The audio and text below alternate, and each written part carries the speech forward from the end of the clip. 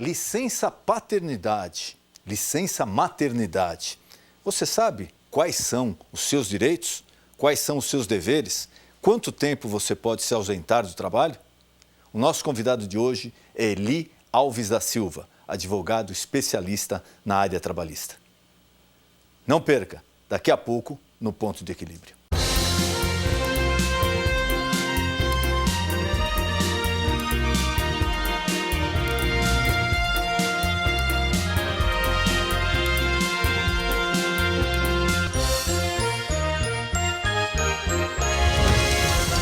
Como as mães têm o direito à licença maternidade, todos os pais têm direito de 5 a 20 dias de licença contados a partir do nascimento da criança. Embora muito menor que os benefícios concedidos à mãe, o direito à licença paternidade foi concedido a todos os pais sem distinção e é um direito assegurado pela Constituição Federal. Você sabe o que é licença paternidade? Sei, claro. É o período que o pai tem quando ele ganha o filho, né? Tem o filho. Sim, que é a mesma coisa que a licença maternidade por um período menor de tempo. É a liberação do pai para ajudar a mãe durante o pós-nascimento do filho. Algo muito importante, né? As pessoas que trabalham em empresas, elas poderiam, se tiver filho, poder usufruir com a empresa pagando um tempo para poder ajudar a mulher, a sua esposa, a cuidar do neném recém-nascido. É isso, né? E você sabe quantos dias o pai não precisa trabalhar após o nascimento da criança? 5 dias, acredito eu. Não tenho certeza, mas eu acho que sim.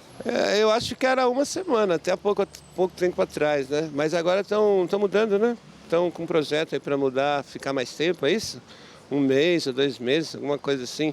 Eram 5, né? Parece que aumentaram para 20 agora. Hoje são 5 dias, se não me engano, né? Licença paternidade é o tema que o pastor Denis Munhoz e seu convidado abordarão no programa de hoje. Não perca! Eli Alves da Silva é advogado militante com atuação profissional preponderantemente na área trabalhista. É graduado pela Faculdade de Direito da Universidade de Mogi. É especialista em Direito Empresarial por intermédio da Faculdade de Direito da Universidade Mackenzie. Cursou Administração de Empresas também na Faculdade Mackenzie. É conselheiro seccional da OAB São Paulo. Eli Alves da Silva é coautor das obras Direito Empresarial do Trabalho e Advocacia Empresarial do Trabalho. Muito boa noite, meu amigo, minha amiga. O nosso encontro de final de noite, programa Ponto de Equilíbrio. E agora você está vendo o nosso canal no YouTube, YouTube/programa PDE. Por que eu estou insistindo com essa mensagem? As pessoas têm ligado aqui, olha, como é que eu faço? Eu soube que passou uma entrevista com tal pessoa, ou tal tema que me interessou, eu não assisti aquele dia, como é que eu faço para rever o programa? É fácil, você acessa esse canal no YouTube, lá você vai encontrar todos os programas já veiculados. Tem o nome dos convidados, tem o tema do programa, ali você acessando, você vai procurar e vai encontrar o tema ou a entrevista que você quer assistir. O programa é sempre feito pensando em você. E nessa noite é com imenso prazer que eu recebo o advogado trabalhista Eli Alves da Silva. Doutor Eli, obrigado por ter aceito o convite, é um prazer receber o senhor aqui. Prazer é meu e a satisfação também. Vamos falar um pouquinho sobre os sistemas agora pois nós vamos caminhar para a já conhecida licença maternidade, mas um tema que é relativamente novo no nosso ordenamento jurídico, que é a licença paternidade. Como ela está funcionando, doutor? Bem, na realidade, a licença paternidade, de acordo com a própria CLT, ela é estipulada onde o pai tem o direito de ficar ausente ao trabalho durante os 5 primeiros dias do nascimento do filho.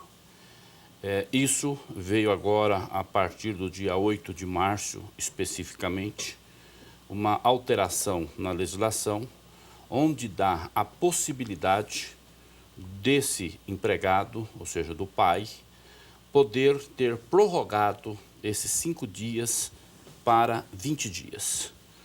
Entretanto, aí nós temos alguns complicadores, porque de repente as coisas são colocadas de uma maneira genérica e um programa como este é extremamente importante porque dá oportunidade para que seja mais detalhado a informação e, com isso, o seu telespectador seguramente vai ser beneficiado e vai ter condição de obter os detalhes da informação.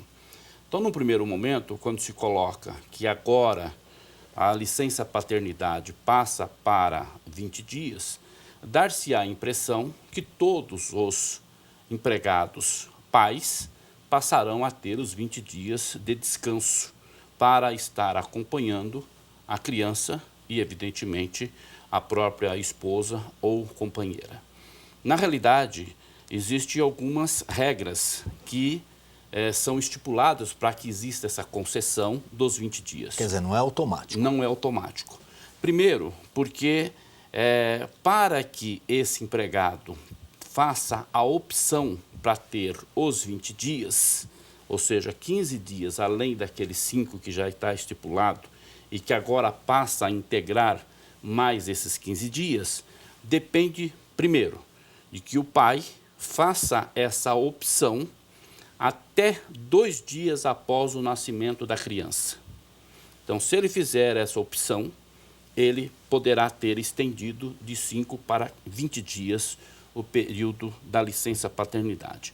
Mas não é só isso. Existe uma restrição ainda maior e mais impositiva, que para o empregado ter esse benefício, ele tem que trabalhar ou estar trabalhando numa empresa cujo sistema de tributação seja através do lucro real. Então, se for uma empresa que tenha outro tipo de tributação... For o lucro presumido, não vai poder. Está fora. Por que isso? Porque, a rigor... Desculpe, só para a gente deixar para o telespectador, porque importante. Às vezes ele pode estar com essa dúvida, mas como é que eu vou saber? Eu sou empregado, vou lá saber qual é o esquema. Ele vai ter que consultar a empresa. Exatamente, você tem que consultar o RH ou, se for uma empresa menor, o dono da empresa, alguma coisa, e perguntar, olha, o sistema da empresa o que é? Lucro presumido, lucro real. Sim. E ele vai te informar, você realmente não tem a obrigação de saber isso. E isso, mesmo a empresa tendo ou sendo enquadrada na tributação pelo lucro real, nem mesmo assim é automático.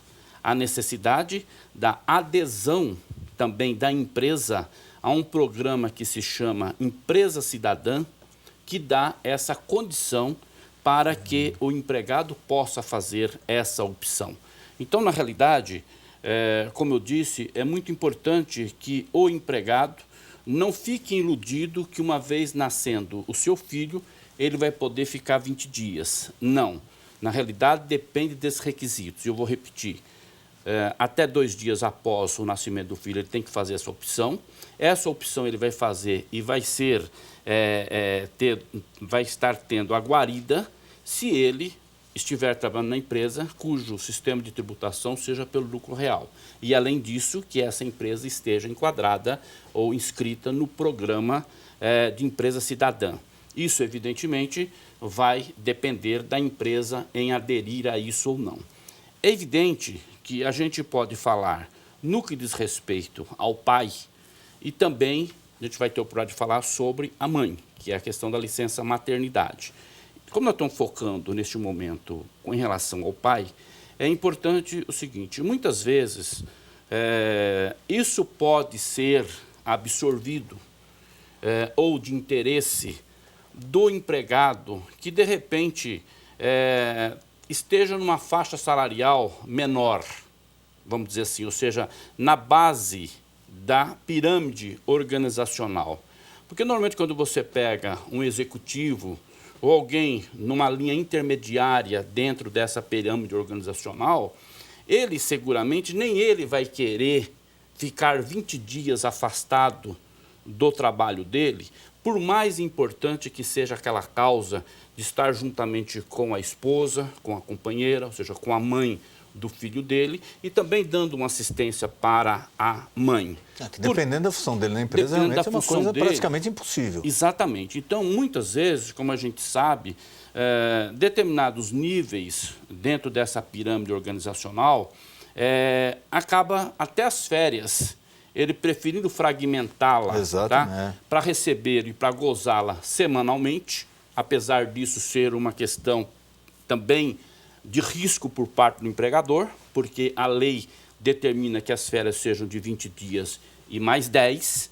Então, na realidade, são 30 dias que o empregado tem direito. Mas eu estou colocando isso porque uma coisa é o nosso Brasil legal e outra coisa é o nosso país, o nosso Brasil real. Então, tem essas situações todas que a gente tem que, evidentemente, analisá-las. E na parte como a gente comentava, todo benefício social, é lógico, é bem-vindo. Eu não conheço ninguém que não goste do benefício social. Ah, não, eu não gosto porque eu não gosto. Não é isso. Mas tudo vem atrelado a um custo. Sem dúvida. Como existe aquele ditado, não existe almoço de graça. Sim. Se tem alguém dando, é porque tem alguém pagando. Sim.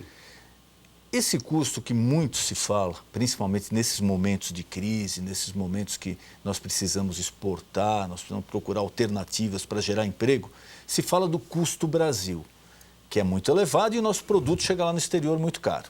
E uma parte desse custo Brasil é associado diretamente à carga tributária, mas outra parte significativa desse custo Brasil, que se alega, que os empresários reclamam demais, é o custo trabalhista, os encargos sociais. Então, qual seria aí como o ponto de equilíbrio, a balança, como é que funcionaria entre o benefício social, mas nós também não podemos gerar um custo que depois pode custar o trabalho do empregador, porque se não tiver coisa para vender, não tem emprego e vai haver demissão. A sua pergunta, sua colocação é extremamente pertinente e eu também, na condição de advogado trabalhista, eu tenho uma preocupação, e aí vem a calhar em relação ao nome do programa, que é exatamente deve haver um ponto de equilíbrio, porque eu acho que é como um negócio. Quando ele é feito que só uma parte leva vantagem, aparentemente foi um bom negócio para quem levou vantagem. Mas do ponto de vista do equilíbrio da negociação, não foi interessante porque só um ganhou. E no que diz respeito ao mercado de trabalho, no respeito à relação capital e trabalho, a gente pode identificar isso como sendo o empregador e o empregado, tem que haver esse equilíbrio. Porque é evidente, qualquer empresário, qualquer empreendedor que se propõe a investir no negócio, ele tem como objetivo o lucro. Eu costumo dizer que o lucro é um prêmio pelo risco. Ou seja, o empregador, no caso o detentor do capital, ele vai investir, ele vai correr o risco. Vai empreender, vai empreender. Porque ele também tem aquele lado, se ele não empreender, ele poderia colocar o dinheiro dele aplicado, receber aquele rendimento mensal, sem correr risco nenhum, mas também ele não vai gerar emprego, ele não vai pagar imposto. Sim. Então, exatamente isso já entra na questão também da função social da empresa.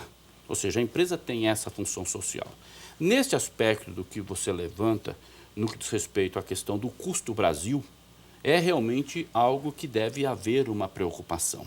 Principalmente se eu não tenho todos os elementos para fazer uma comparação em termos dos direitos trabalhistas existentes no Brasil e os direitos trabalhistas existentes na China, onde nós sabemos que todo produto que vem da China, ele vem realmente por uma competição até, eu diria... ela é desleal. Desleal. Porque realmente lá a hora extra praticamente não existe, a carga horária é muito maior. Mas independentemente de como esse produto foi fabricado, como que ele foi produzido, ele entra no mundo inteiro, independentemente das condições que tem no local onde aquele produto está sendo comercializado. Nós estamos falando aqui do Brasil. Então, de repente, lógico que eu não estou aqui pregando que temos que ter uma legislação ou nem legislação como acontece na China, não é isso. Estou falando do ponto de vista do equilíbrio. Então, veja, só que, na realidade, o que a gente percebe é que, apesar da voracidade arrecadatória do governo, de uma maneira geral, nós temos, por outro lado, o que eu chamaria, vulgarmente, do governo querer fazer cumprimento com o chapéu alheio. Ou seja, impõe-se determinados benefícios, porém, o governo, apesar de toda a arrecadação que ele tem, ele não assume essa responsabilidade. Não, ele joga para o empresariado. E isso é importante também que o próprio empregado, o trabalhador, tenha consciência disso. Porque muitas vezes dá-se a impressão que o governo que concedeu, não, ao contrário, saiu dali daquela empresa. Isso é uma questão do custo. Se o custo é maior, o preço de venda vai ser maior. A concorrência, o que vai acontecer? E aí é uma complexidade muito grande. Mas como nós também temos uma estrutura fiscalizatória deficitária, você acaba não tendo condições, o governo não tem condição de impor uma fiscalização para que todos venham cumprir aquela legislação. E aí os mais espertos, os mais desonestos, acabam levando vantagem, porque ele não paga aquele benefício que foi imposto. Mas ele põe no produto. Mas ele põe no produto. Ou se ele não põe no produto, ele vai vender mais barato. E se ele vende mais barato, ele tem mais aceitação no mercado. Então, essa é realmente uma complexidade muito grande, mas que é extremamente importante que nós tenhamos esse tipo de consciência. A exemplo, agora, nessa mesma lei que trouxe essa possibilidade do salário da licença paternidade, traz também outros 2 benefícios, que é a concessão para que o empregado tenha direito a 2 visitas ao médico durante o período de gestação da mãe, para ele levar a mulher ao médico. Tá? Ok, é um benefício, é importante, mas isso também é um custo para a empresa, porque a empresa vai estar pagando aquele dia e ele não vai estar produzindo. Ele não vai estar produzindo. Além disso, o empregado, o pai, também vai ter a possibilidade de, uma vez por ano, ele faltar para levar o filho ao médico. Veja, muitos vão fazer isso porque realmente vão levar o filho ao médico. Muitos vão querer ficar em casa e vai levar esse filho junto com a mulher, pega o atestado que ele teve lá junto com o médico e leva para poder abonar aquela falta que ele teve. Então, gerou um custo para a empresa. Então, na realidade, eu não estou aqui, e é muito importante que a gente deixe muito claro, porque às vezes os críticos acabam utilizando determinadas manifestações para, evidentemente, distorcer o que está sendo dito, mas, a rigor, essa é a realidade que nós temos e que nós temos que ter essa preocupação. Porque, a rigor, tudo isso vai ter um reflexo que vai refletir, direto ou indiretamente, para o próprio empregado. Porque isso realmente é uma situação extremamente delicada. Agora, o que eu acho, o que eu considero, é que seria importante que o governo, diante dessa, como eu disse, dessa voracidade arrecadatória, também assumisse algumas coisas. Porque isso é muito simples, você impor uma legislação e fazer com que o outro cumpra, pague. E isso, se nós considerando que o político, de uma maneira geral, os legisladores, de uma maneira geral, ele vive do voto, na medida em que esses benefícios começam a ser concedidos, eles acabam tendo uma boa apresentação junto à população trabalhadora. Ok, é importante, mas o que nós temos que verificar é de onde vai sair isso. E só para estender um pouco mais, se nós pegarmos para que o seu telespectador possa conhecer e saber realmente como funciona, exemplo, esses 5 dias que o pai tem concedido pela legislação. Esse já é automático. Esse é automático. Mas veja o reflexo que tem isso. Esses 5 dias, quem vai pagar é o empregador.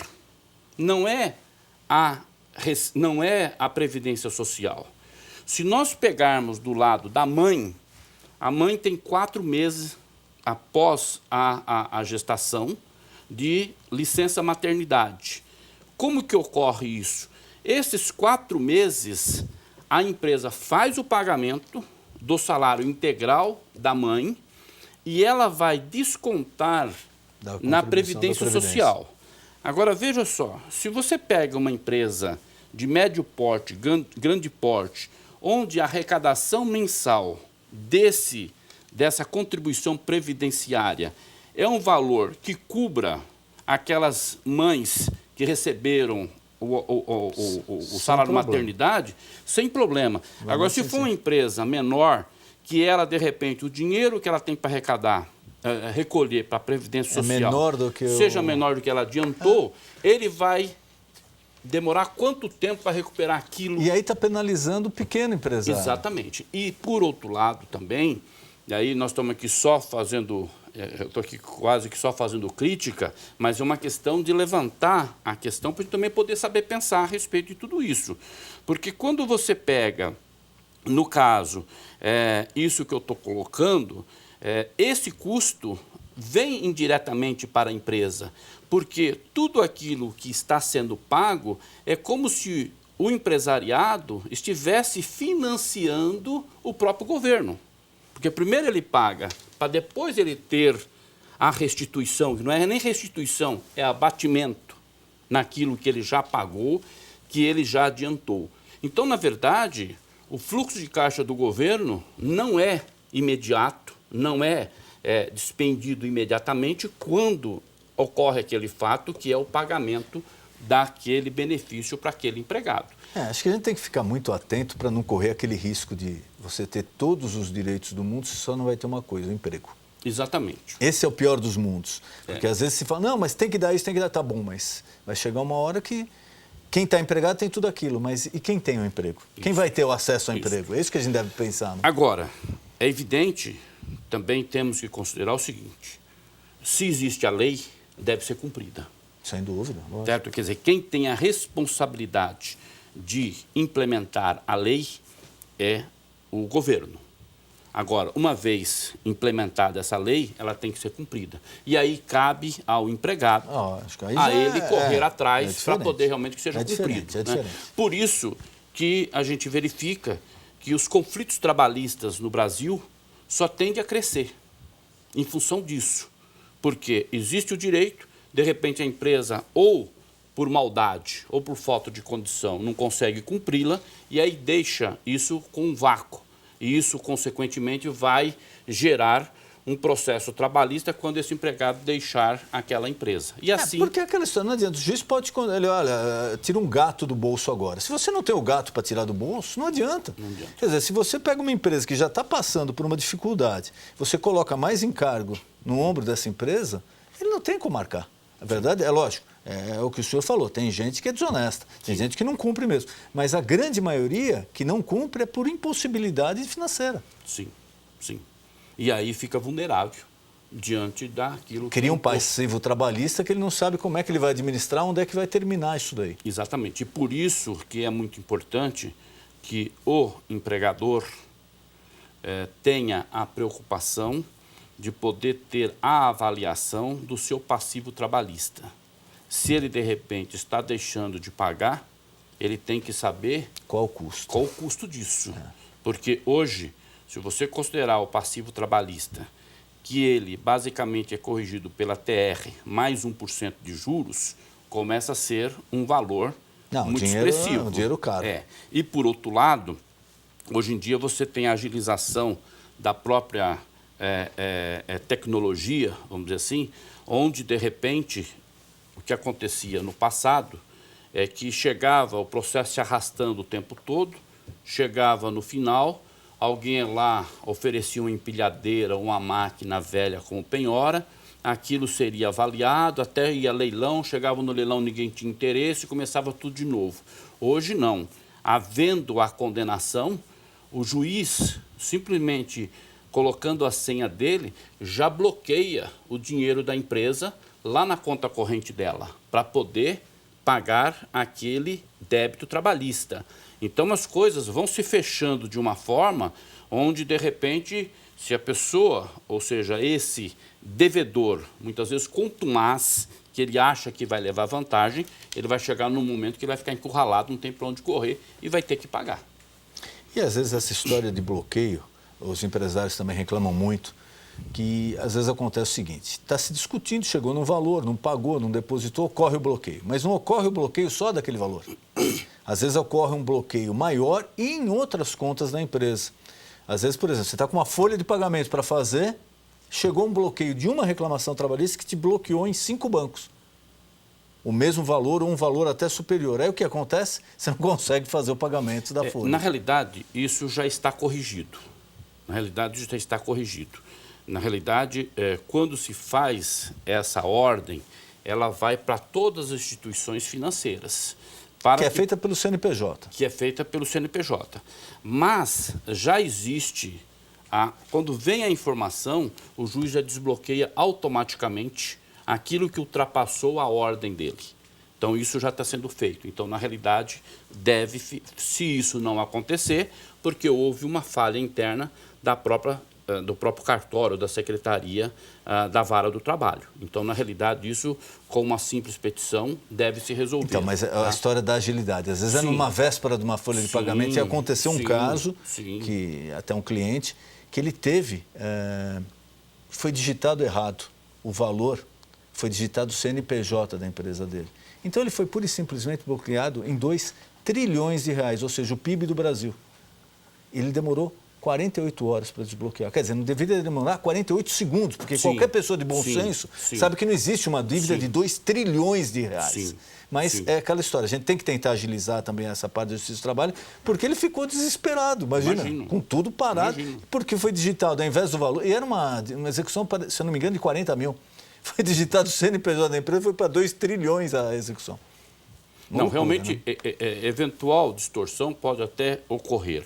Agora, na realidade, o que eu estou levantando essa questão é no sentido de poder o empregador ter essa preocupação do ponto de vista da evolução deste valor e quando chegar no final ele pode ser surpreendido com esse tipo de procedimento que é o bloqueio direto, seja na conta corrente, seja na aplicação de qualquer ativo financeiro.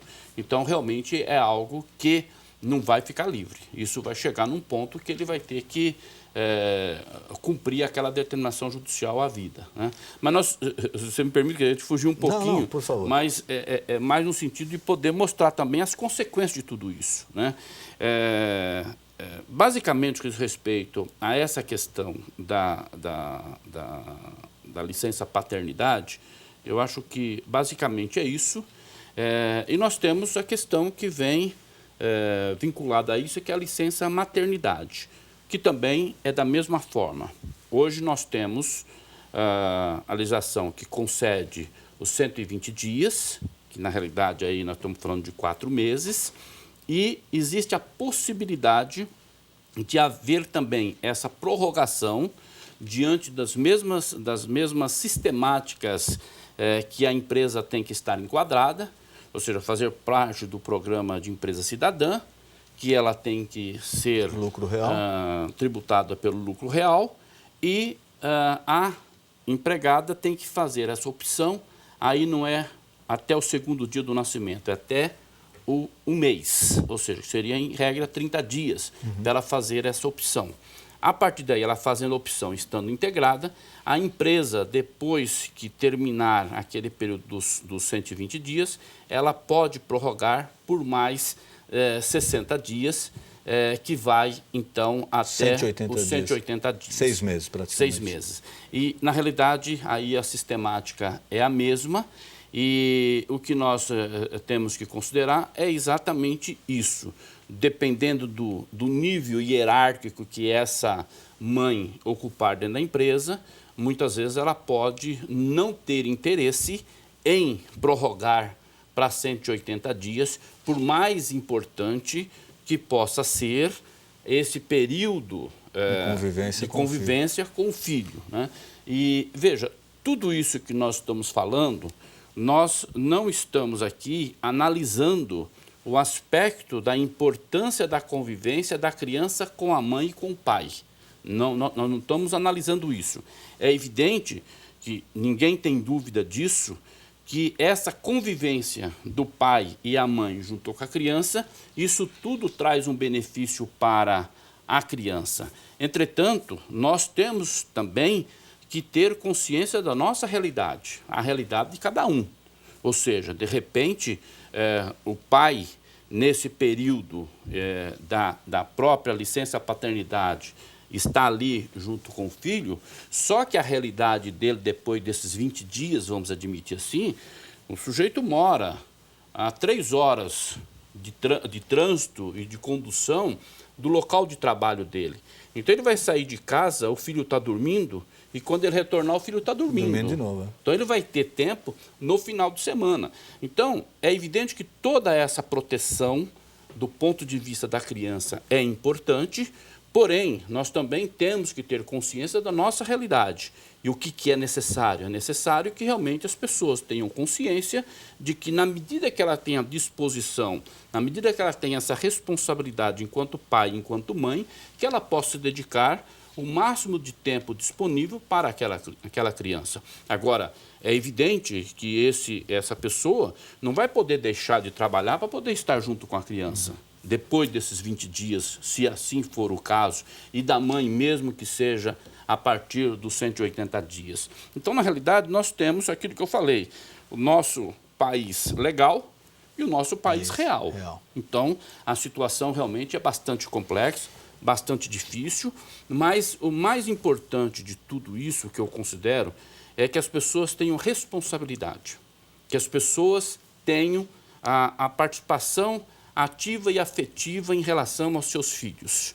E, na realidade, também, não adianta, mesmo que os pais tivessem todo o tempo disponível para poder estar ali... Vai estar lá fisicamente, mas na prática, se não dedicar ao filho... Exatamente, não vai adiantar nada.